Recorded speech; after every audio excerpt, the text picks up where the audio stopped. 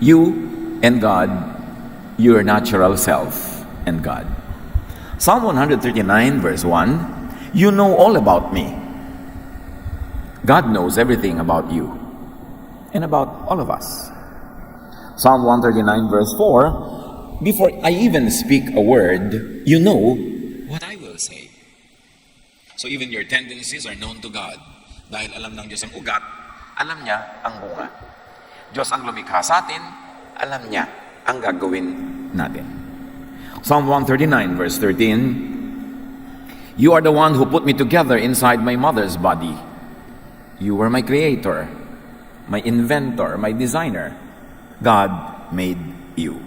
No one else but God made you and each one of us. In verse 14, I praise you because of the wonderful way you created me. Everything you do is marvelous.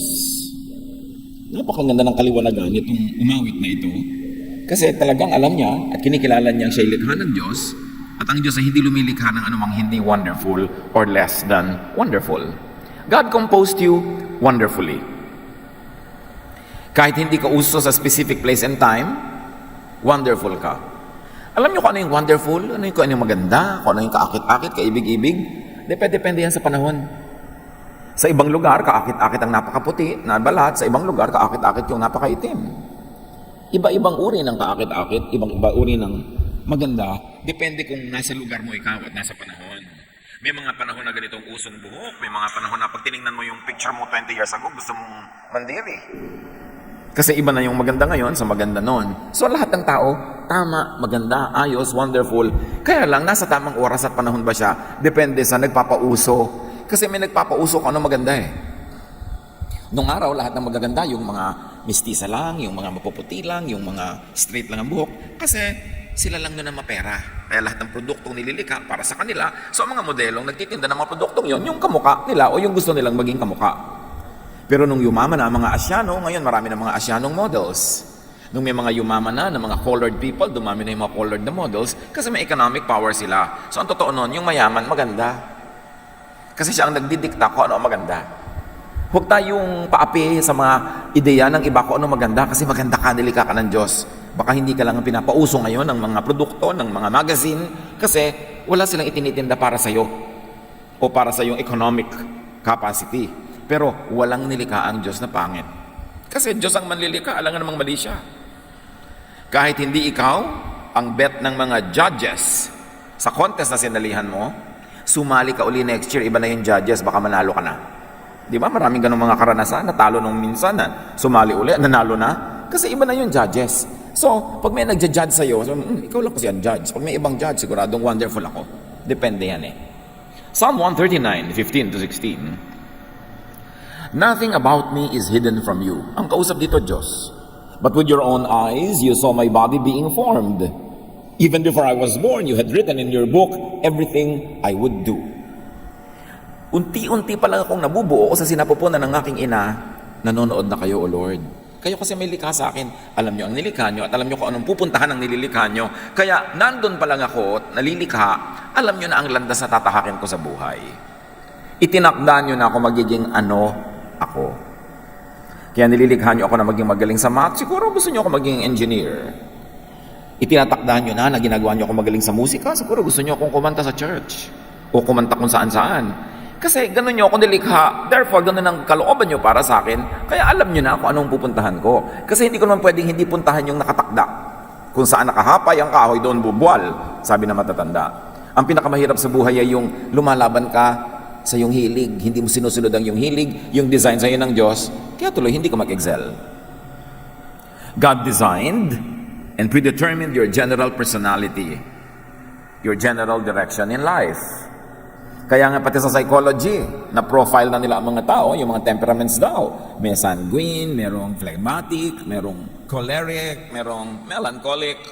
Generally, ang mga tao magfo-fall under those 4 big categories. Kasi talaga may categories. Merong kingdom, merong phylum, merong class, may family, may species, may subspecies. Meron talagang ganon. So God designed your destiny. But not the specifics. Halimbawa, dinesign ka niya na magaling sa musika, hindi naman siya ang nagdikta kung Kakanta ka ba, tutugtog, o kung kailan ka kakanta, yung details na yun, nasa sayo ng kalooban at sa mga nangyayari sa iyong paligid at may influence din yung mga taong nasa iyong mundo. Pero in general direction, Diyos na ang nagtakda niyan. So yung free will na tinatawag, yung change, that is possible only within the inborn nature. Free ka lang within how you were created. So halimbawa, you were created na ang height mo is below whatever, below 5 feet or below 6 feet or whatever the standard.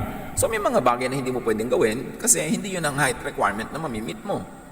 Mahirap naman siyempre stewardess ka tapos 3 feet ang height. Kasi hindi mo maaabot yung mga unan doon sa ibabaw, di ba?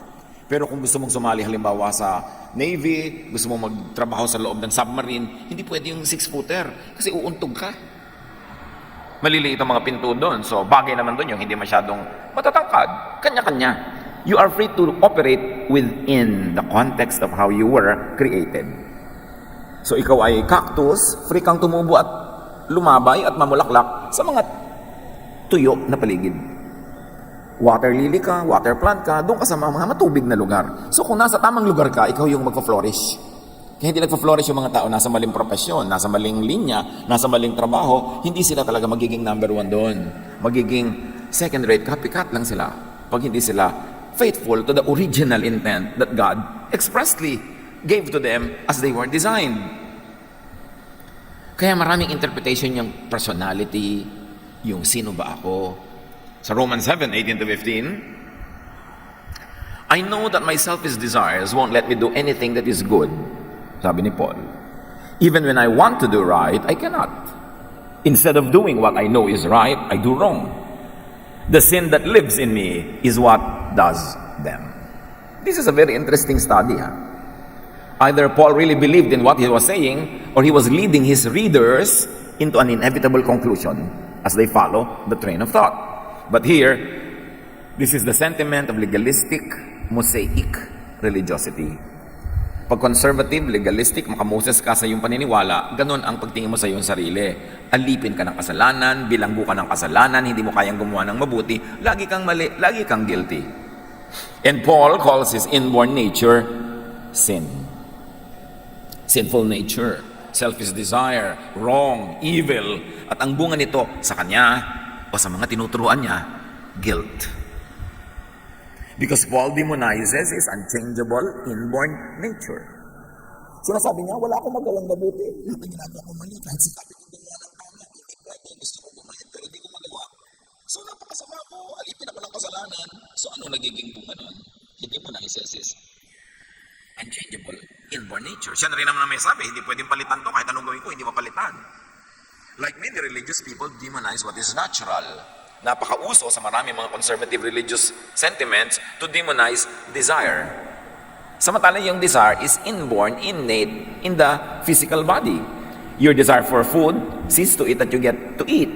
Your desire even for sexual activity sees to it that there is procreation among the human race. Kasi mahirap yata yung sexual activity na kung hindi yan desirable, nobody will do it kasi nakakapagod. So, minamasama lahat yan ng mga makamoses ng mga conservative religiosities. At yan ang ine-essay ni Paul sa kanyang mga katuruan. Kung talagang naniniwala siya doon, o device lang niya yon para pumunta sa gusto niyang tumbukin na usapan, that is known only to him.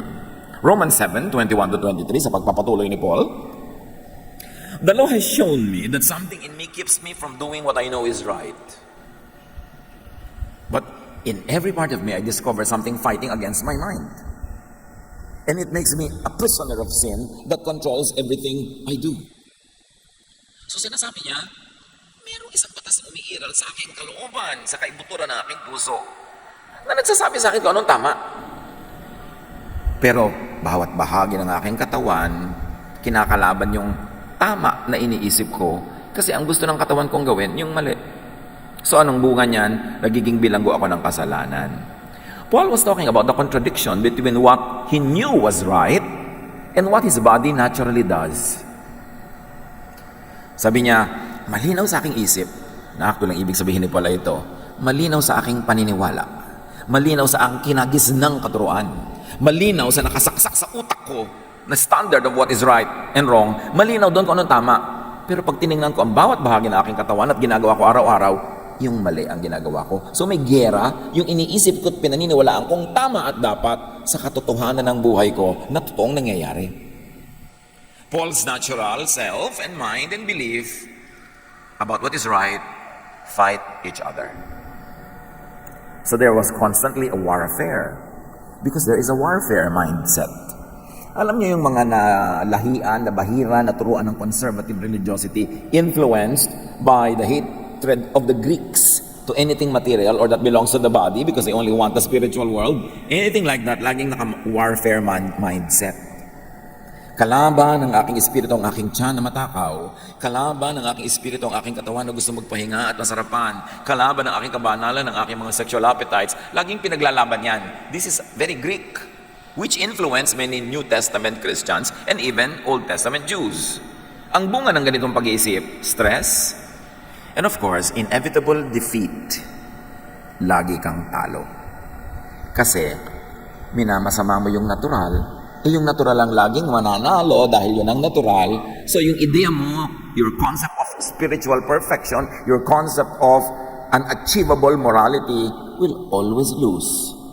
So you will be divided, you will be confused. That's why many religious people are depressed. Kasi depressive isipin na lagi kang talo.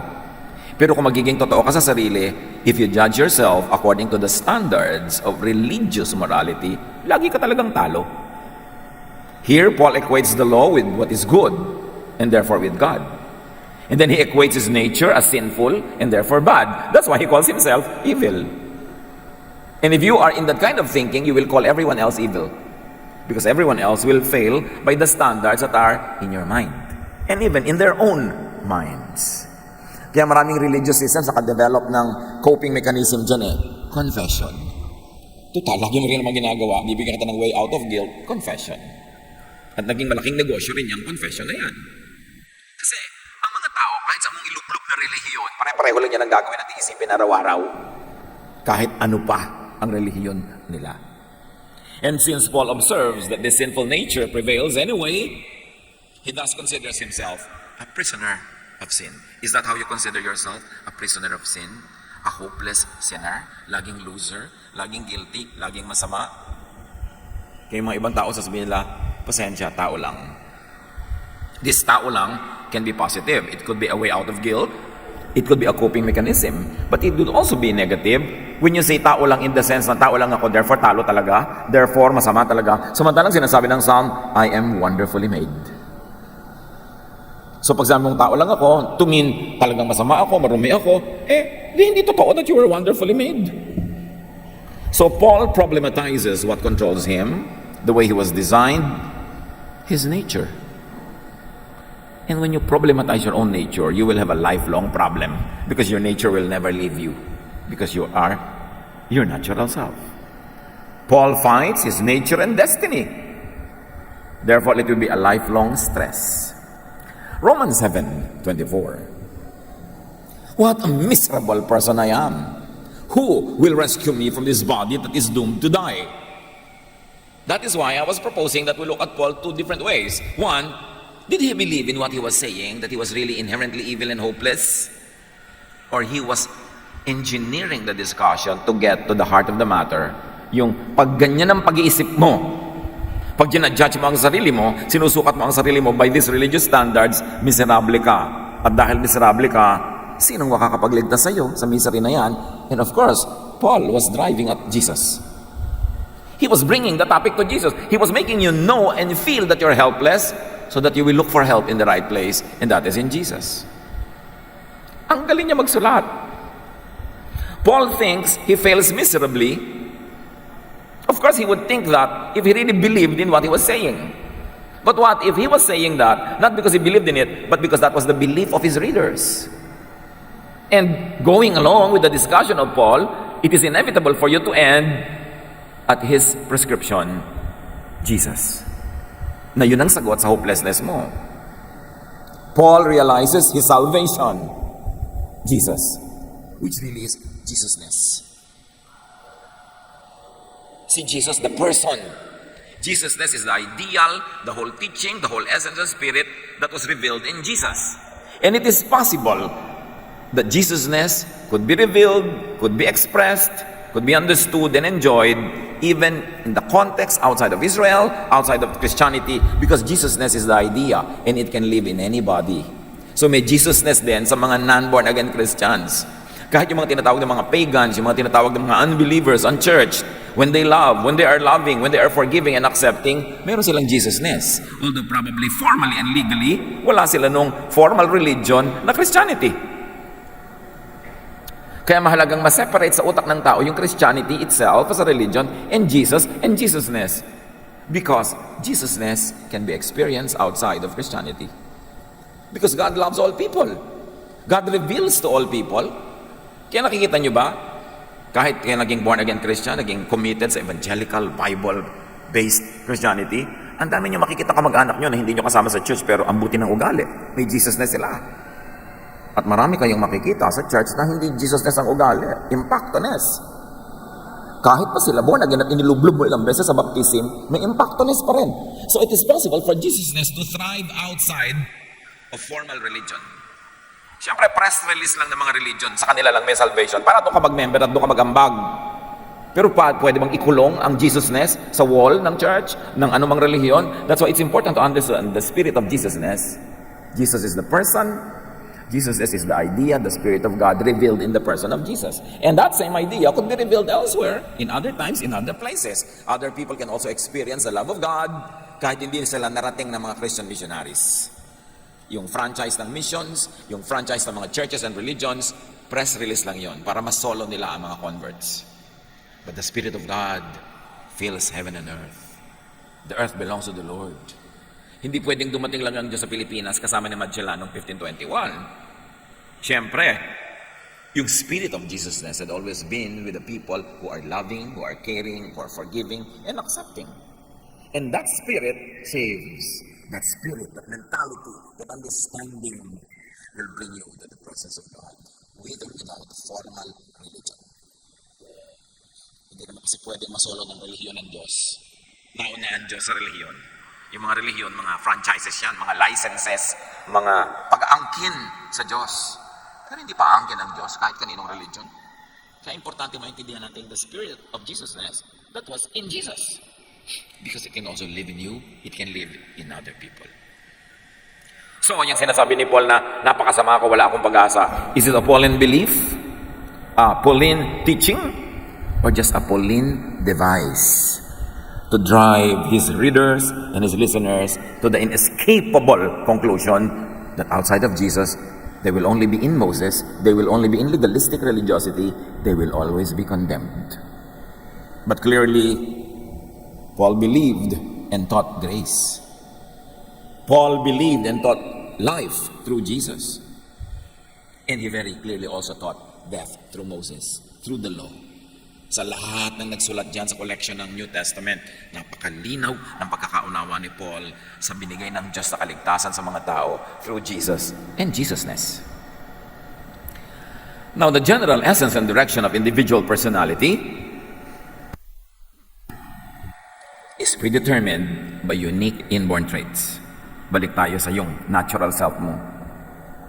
Yan kaya ang tinatawag nila na genetic configurations, na talagang ikaw ay ikaw.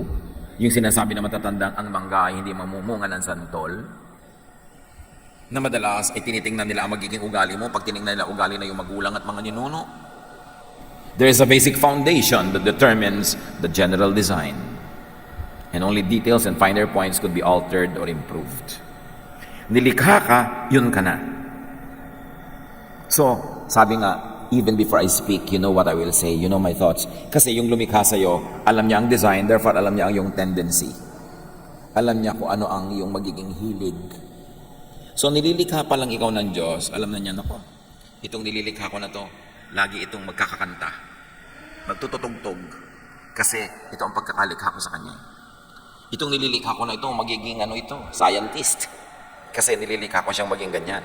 Ito magiging charitable. Ito magiging matipid ito. Magiging laging siya yung nagsisave. Ito naman magiging gastador to. Ganon. So, kaya lang pag naging mag-asawa yung dalawa, World War III. Pero, hindi na yan naiiba. Pastor, i-counsel niyo po ang asawa ko para magbago. magpalit ka na lang ng asawa, mas madali. Kesa palitan mo yung ugali ng asawa mo. Ayoko po magpalit ng asawa, yung pala, di tanggapin mo. Pero wag kang may asawa, tapos pinipilit mong ibahin. Magiging magulo buhay mo, magiging magulo ka rin sa kanya, magkakagulo-gulo kayo. Yan na yan, as is, where is. Mag-adapt ka, mag-adjust ka dyan. Intelligent people adjust. Kasi, hindi naman nababago ang tao.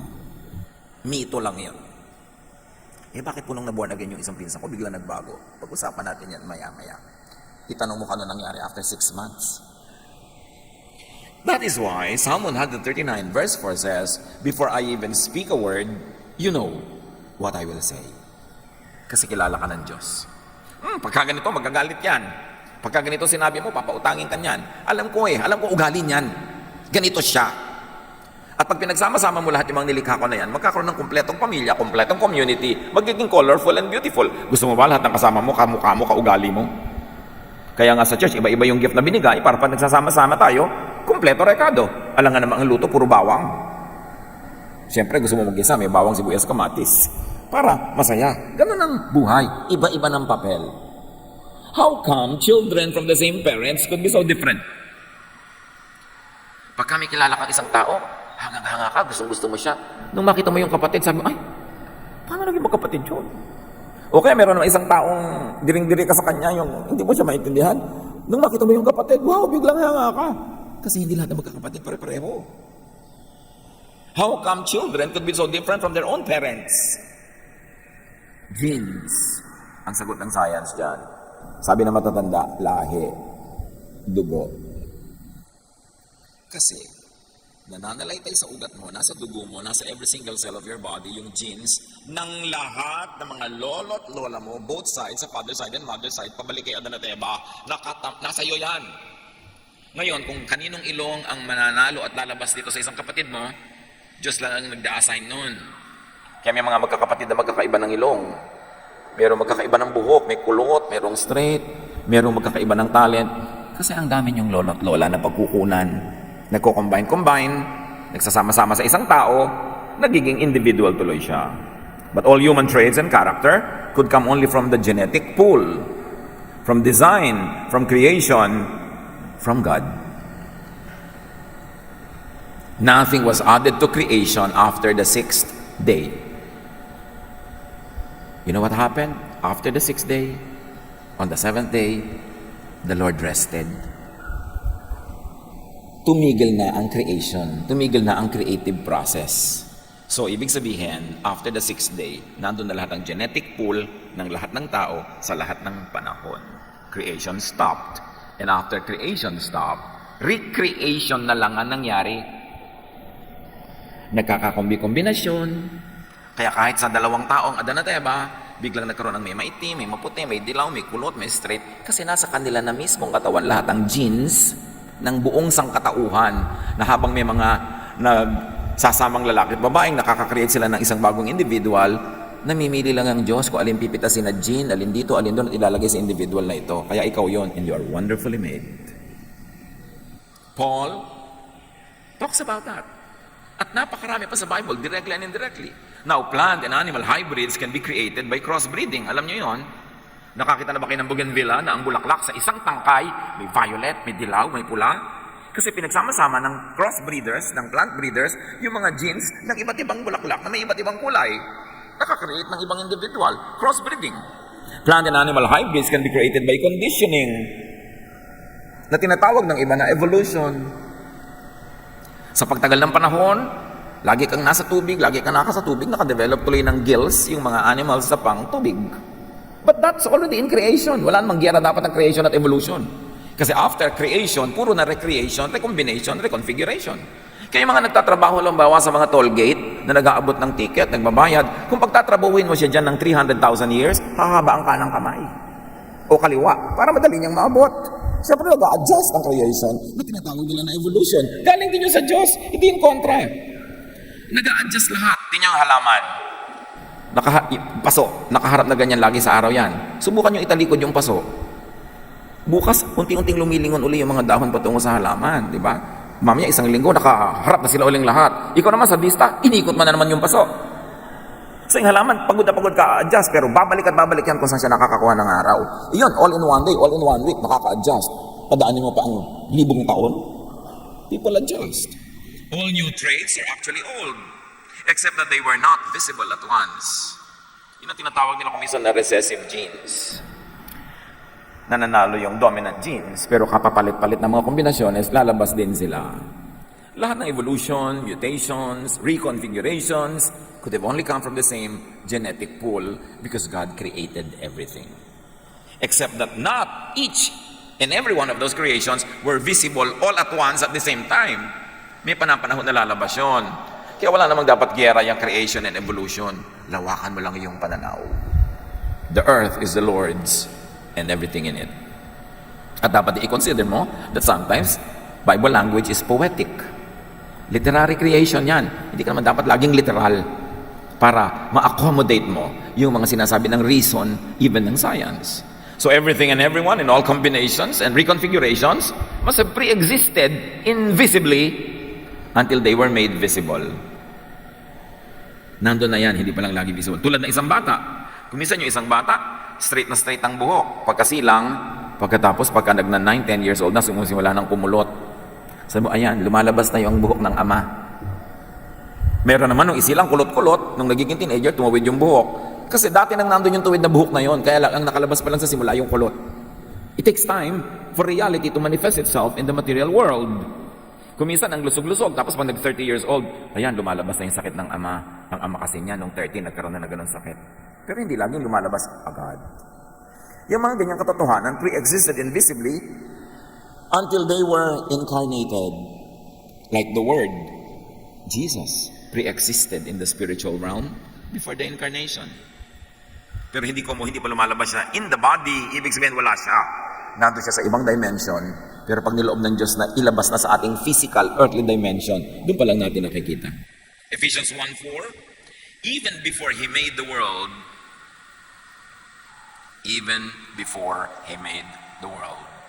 God loved us and chose us in Christ to be holy and without fault in His eyes. So sabi, bago pa nauna ang mundo, nasa isip na ng Diyos ikaw, kinrate ka na niya, kaya lang hindi ka pa sumusuplot sa mundo. Parang si Jesus was a word, in the beginning was the word, but then later on became flesh. Ikaw din nag-pre-exist ka na sa isip ng Diyos. At doon pa lang, banal ka na. Malinis ka na, mahal ka na niya.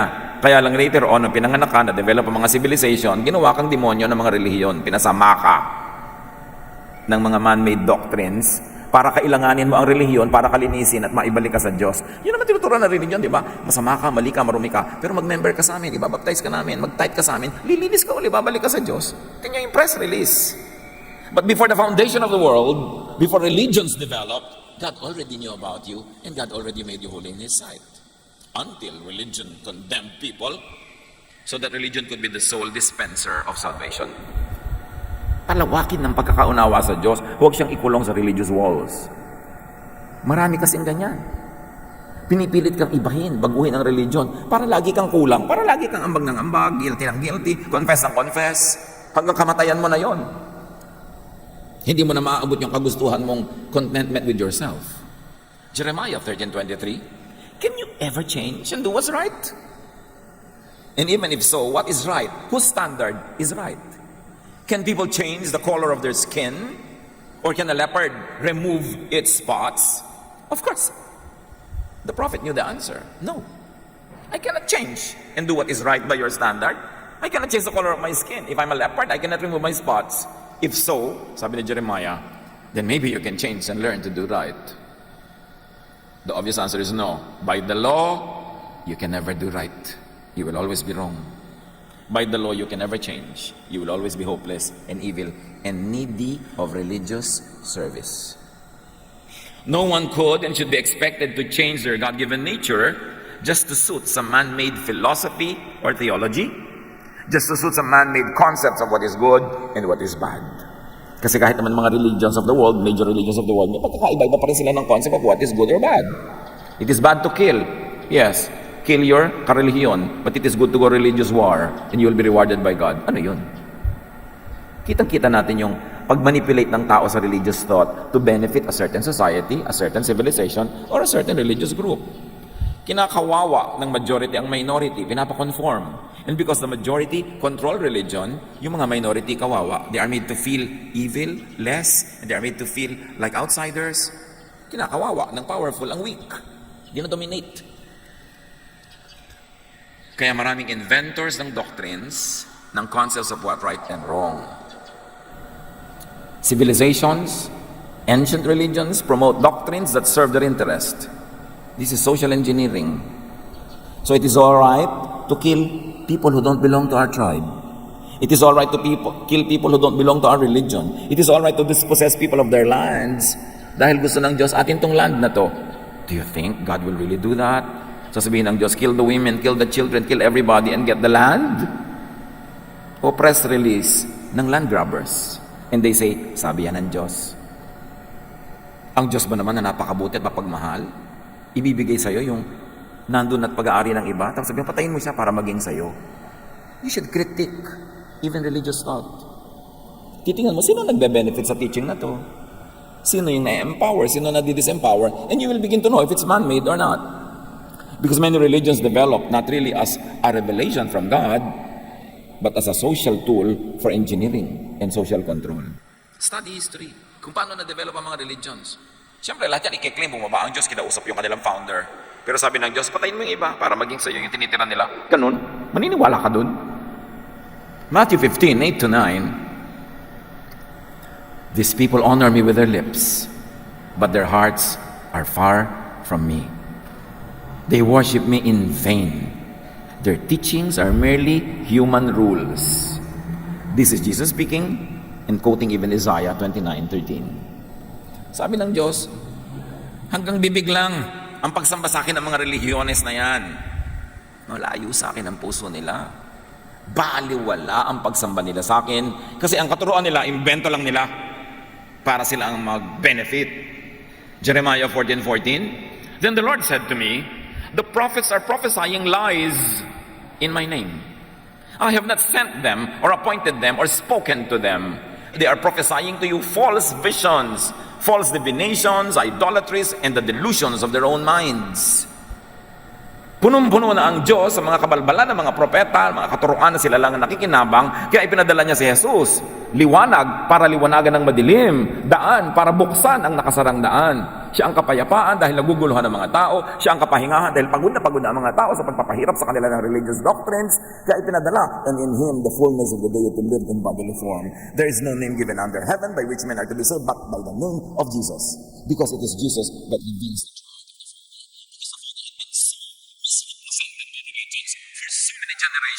That people no longer knew God. They only knew the image, the false image of God created by religions. Kaya ipinadala si Jesus. That's why it's important to go back to basic Jesusness instead of just generalized religion or generalized Christianity. Go back to the heart of the matter. And that is Jesus. So despite the false prophets and teachers, despite what they say about you, accept yourself and others as God created you and as God willed that you would be acceptable to Him. And since the people had been misguided, Jesus was sent to guide them back to the reality that the Father loves us. And if we have been condemned by ourselves and by our traditions and our previous knowledge, then God forgives us. And you forgive yourself. And you get on with life. Do not reject people's realities because of invented religious teachings. Yung un-Jesus teachings. Nakita nyo yung un-Jesus teaching? Ito ang babae, nahuling nagkakasala, batuhin hanggang mamatay. That is the Moses teaching. Pero hindi siya ipinabato ni Jesus. Sabi niya, yung wala kasalanan, maunang bumato. In other words, hindi siya pinabato. That is Jesus. Ibang-iba. So dapat malinaw ang pagkakaunawa natin kay Jesus. Huwag natin siyang ihalo sa iba. Kasi ipinadala siya. Sitting at the right hand of the Father, continuously interceding for His people. Accept yourself and others. And if you want to improve, that's good. But improve and change within your natural limits. You cannot be who you are not. Do not deny your truth just because some religious myths tell you that you are bad. Do not problematize and struggle with your truth. Yung mga truth natin, ano ba totoo tungkol sa inyo talaga?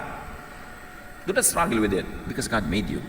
You were conditioned probably by culture, by tradition, by religion, by philosophy To think that you're not good, that you're bad, but God created you. Look at your innate, natural self. Siyempre maraming nadagdag sa ating sarili, bukod doon sa inborn. Yun ang pwedeng palitan, pwedeng ayusin, pero yung basic inborn, accept it, live with it, be happy with it, because you were made by God.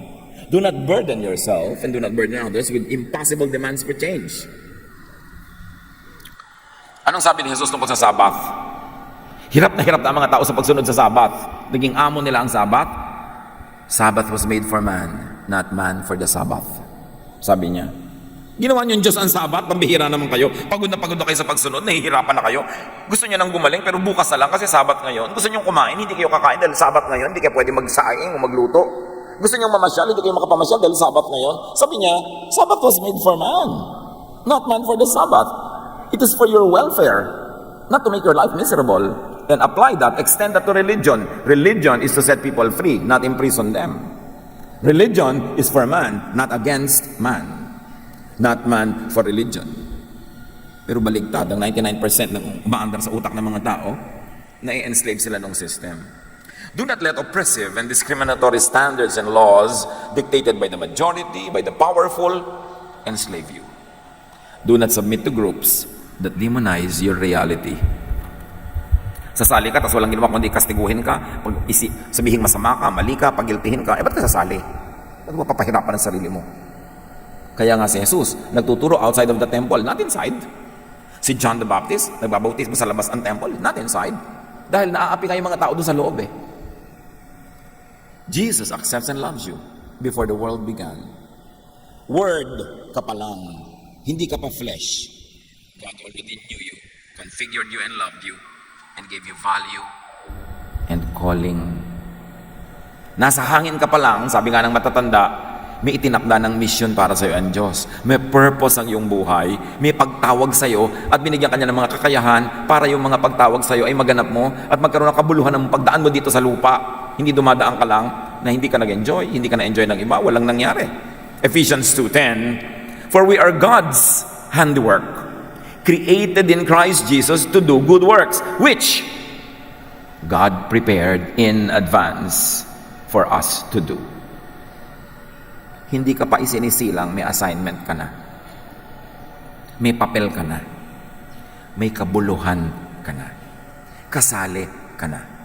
Kaya lang maraming katuruan sa paligid na bumubulag sa atin doon, making us feel bad for who we are, guilty for who we are, and making us and forcing us to copy other people because we think they are the standard.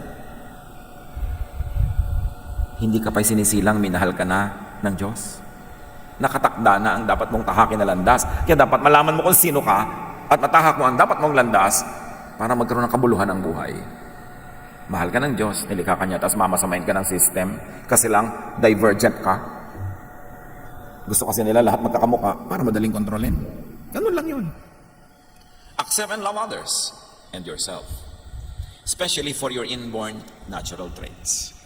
Now, paano yung pagbabago? Paano yung pag-i-improve? Kasali rin yun.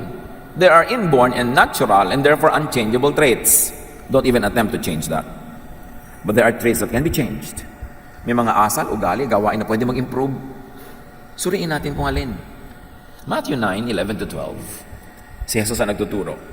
Jesus replied, not everyone can accept this word, but only those to whom it has been given.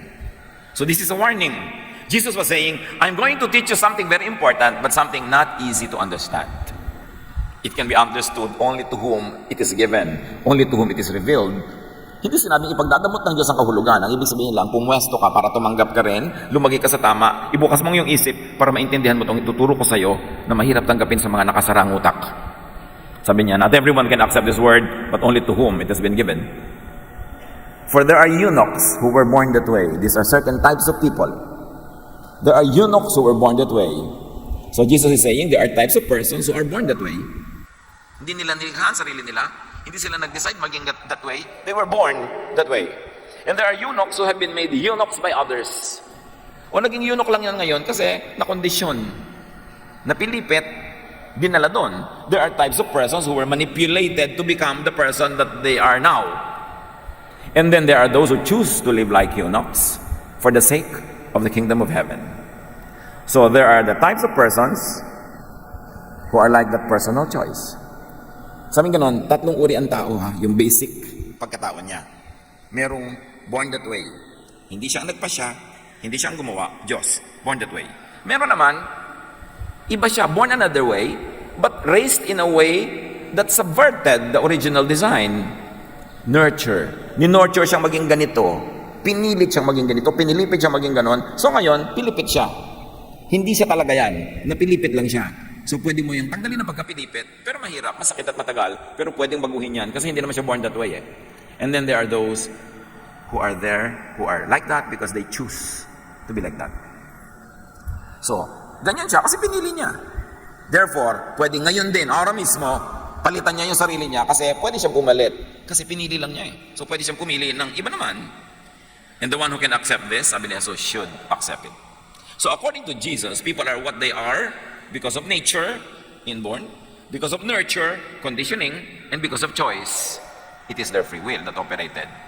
So, despite religious experience, sa kabila ng isang katerbang pagka-born again, pagbabasa ng Bible, pag-attend ako ano-ano mga seminar at mga relihiyon, born this way people cannot and will not change unto the idealized, but to them is an unnatural persona.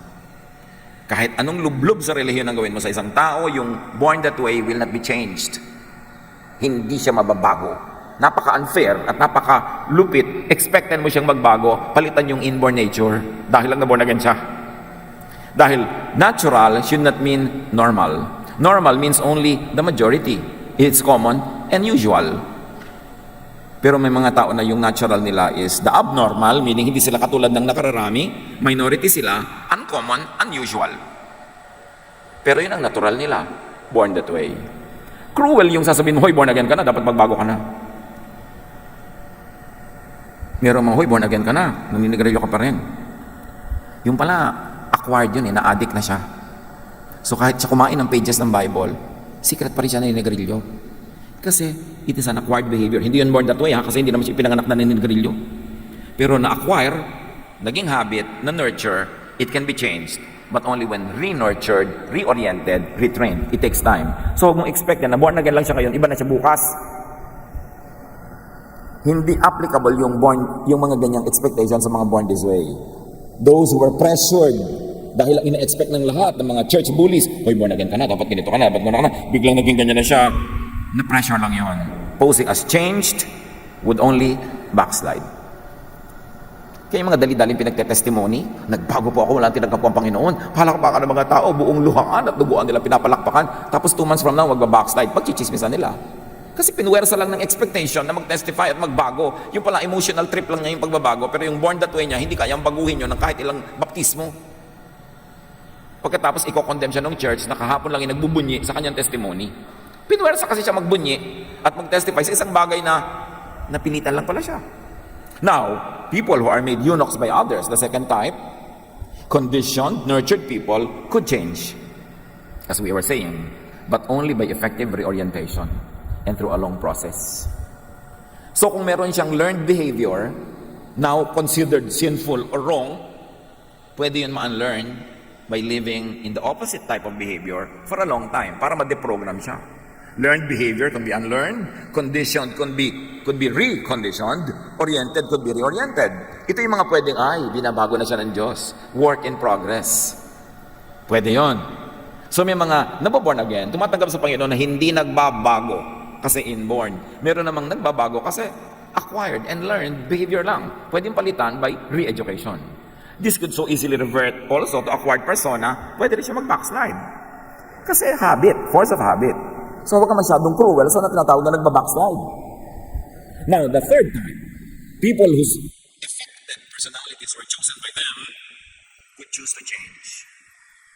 Yun yung nagpasya po ako na sumunod sa Diyos at baguhin ang aking buhay. Kaya mong gawin yun because once upon a time, nagpasya ka rin na ganyan ang gawin mong buhay. Choice mo. So pwede mo rin palitan by choice. This change could be quick and sustainable. At yan yung dali-daling itinetestify ng iba. Kaya hindi tayo mahilig magpa-testify kasi maraming tao napapasubo. Pagkatapos, pag hindi na napanindigan yung testimony nila, lalapain sila nung the same church na nagbubunyi nung nagte-testify sila. So yun yung talagang pwedeng binago na talaga. I have decided to follow Jesus. Kasi kaya mong desisyonan.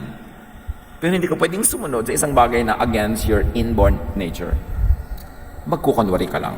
Magpapanggap ka lang para aproban at palakpakan ka ng mga tao. At yun ang ayaw na ayaw ni Jesus, yung pagbabalat kayo. Hypocrisy. Importante na maintindihan yung tatlong nature na pwedeng palitan. Inborn nature, acquired, na hindi na talaga nature kasi acquired lang, yun ang pwedeng palitan. At yung decided lang, pwedeng to decide against it and to choose another. Jesusness sets people free from wrong-headed expectations, from judgment, from rejection, and from stress. Why will you judge someone if God made him that way? Romans 7:24-25. Kaya ang ending ni Paul sa kanyang thesis, what a wretched man I am. Gusto kong bumayat pero di ko magawa. Who will rescue me from this body that is subject to death? Thanks be to God who delivers me through Jesus Christ our Lord. So yun ang ending ni Paul. So kahit anong gawin ko, masama ako, mali ako, buti na lang may Jesus na nagsasabing, hoy, guni-guni mo lang na mali ka. If you were born that way, God made you that way, then hindi ka mali. Pero, may mga mali ka talaga because you were nurtured to be that way, then you can reorient yourself. Pagsikapan mo, tutulungan ka ng Diyos para bumalik ka sa true inborn nature mo at umalis ka dyan sa na-influence ka lang. At kung yung ginawa mo, choice mo lang gumawa ng mali, you can easily choose to do what is right. Jesus sets us free to be ourselves. To be free from expectation against your natural self and to be free from all the pollution and all the manipulation done by mis-nurture and to be free from all the wrong things that happen because of our wrong choices. So accept, appreciate, celebrate how God created you and every other person, not only you. Do not fight with the Maker to conform to man-made standards and expectations. Sa Bible mismo, sinabi ng Diyos, huwag kayong makinig sa kanila, imbento ang mga katuruan nila. Paano nyo malalaman kung alin sa ating mga religious beliefs ang imbento lang pala at hindi galing sa Diyos? Salain nyo kay Jesus. Kaya may mahalagang Jesus filter. Kaya may Jesusness. Lahat ng turo ng lahat ng tao, lahat ng nilikha ng Diyos, lahat ng mga mangangaral, salain kay Jesus. Kasi si Jesus lang ang the way, the truth, and the life. Siya lang ang tunay na anak ng Diyos. Siya lang ang tunay na nagsakatawang tao, na salita, na berbo. At sinabi ng Panginoon, ang Ama sa langit, this is my Son with whom I am pleased. Obey Him. Ano man ang nakatira dyan sa utak niyong religious concept of what is right and wrong, who is right or wrong, salain kay Jesus. Siya lang ang standard. At sa Kanya lang tayo lalaya. Sa Kanya lang tayo magkakaroon ng kapahingahan at sa Kanya lang tayo magkakaroon ng kapayapaan. Huwag tayo makipag-away sa Diyos. Yung mga hindi kontento sa kanilang sarili, ginadjudge ang sarili nila dahil ginadjudge sila ng reliyon. Go back to Jesus and ask, Jesus, ano ba ito? In my nature ko ba ito? It must be. Kasi 3 days old pa lang ako, alam ko, ganito na ako. Hindi ko ito pinili. In fact, marami kong ginawa para ibahin ito, pero hindi na iba. So this must be my inborn nature. I should stop quarreling with you and with myself. Isaiah 45:9-11. Woe to those who quarrel with their Maker. Those who are nothing but potsherds among the potsherds on the ground. Does the clay say to the potter, what are you making? Does your work say, the potter has no hands? Woe to the one who says to the father, what have you begotten? Or to a mother, what have you brought to birth? This is what the Lord says. Do you question me or give me orders about the work of my hands? Dili kaya ng Diyos.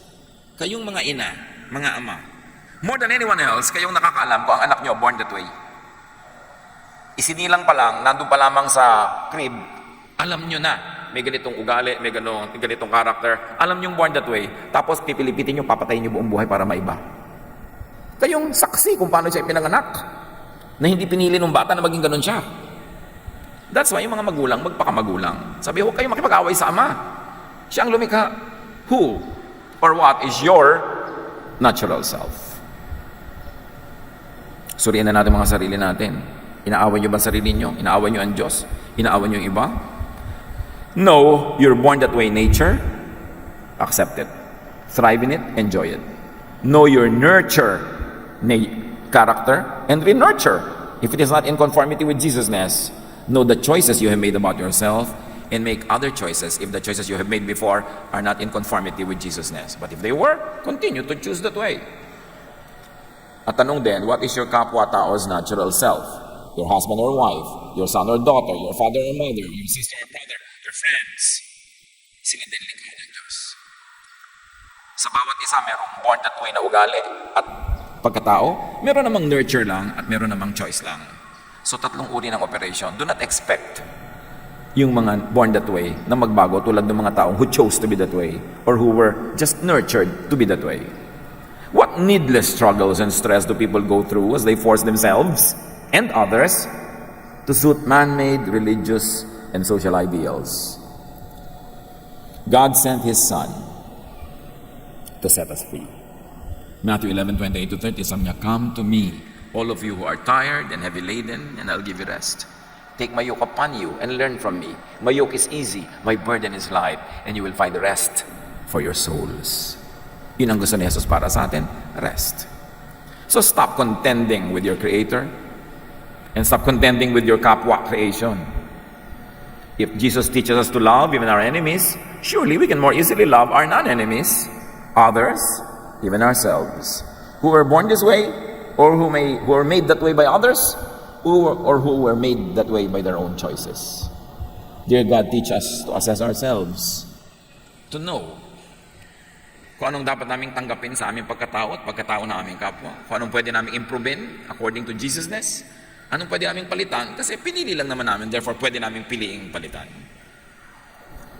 Ipakita mo sa amin kung paano kami nagiging malupit sa kapwa by insisting that they become what we think they should be. Maging sa aming sarili, nagiging malupit din kami. Set us free from these mindsets. Liwanagan mo ang aming isip. Dalhin mo kami sa tuwid at tamang daan. At pairalin mo ang Jesusness in our lives. Pagbulay-bulayan natin sumandali at tumalab sa ating pang-araw-araw na buhay.